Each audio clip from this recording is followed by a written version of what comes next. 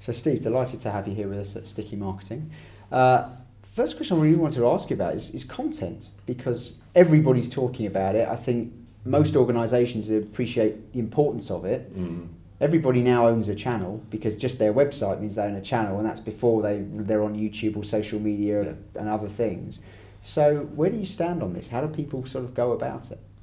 Well, what I find interesting with a lot of brands is they've been doing content for a while, particularly for events and key launches, etc.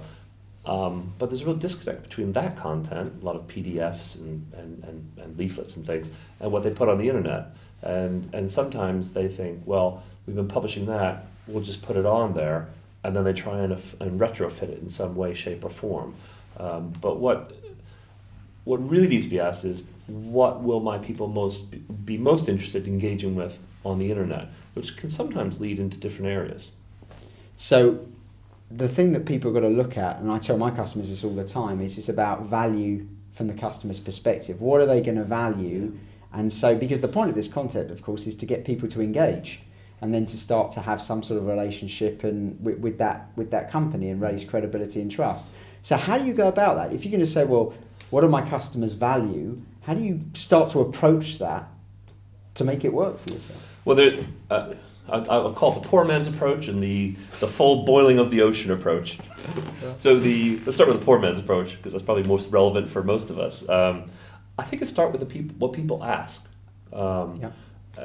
Actually, there are case studies on the internet now about IBM and what they've done with their content and strategic approach to content. But starting out with the basics, they were doing a lot of the making leaflets and really understanding what their people wanted and publishing that.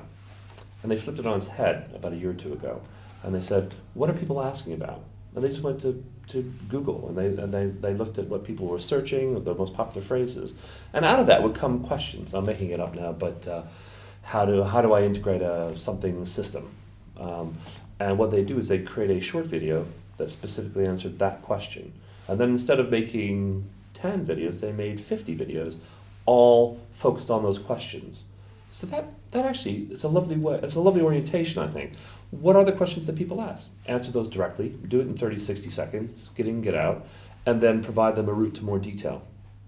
So that's the poor man version. Right. The boiling the oceans, the more strategic approach is really, audit what you have. I think it's very interesting to find people, a lot of clients I've worked with, they're very surprised that they had so much stuff and so much stuff that was relevant. So start with an audit and analysis of what you have and what people are most interested. Have a look at how they interact with materials. Some people want detailed information up front, other people want lightweight information and then a route to more detailed information. Then publish that information in lots of different formats. And of course video is important. I'm sure we'll come on and talk a little bit more about that. And then build the measurements up, because you need to constantly analyze what they're looking at, what they want more of, and then you keep improving and building more of that content in.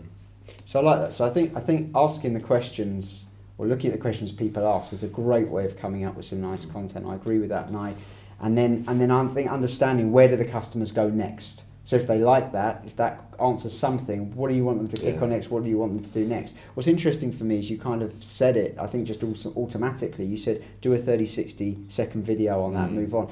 What's your take on the importance of video now online? Well, it's in the numbers. Your SEO ranking can improve by, according to Forrester, between 50 and 500% by having video on. The conversion rates go up. The numbers are something like between 50 and 100%. People like video and they like to pass on video. Why? Because it provides them a quick answer and they can watch it.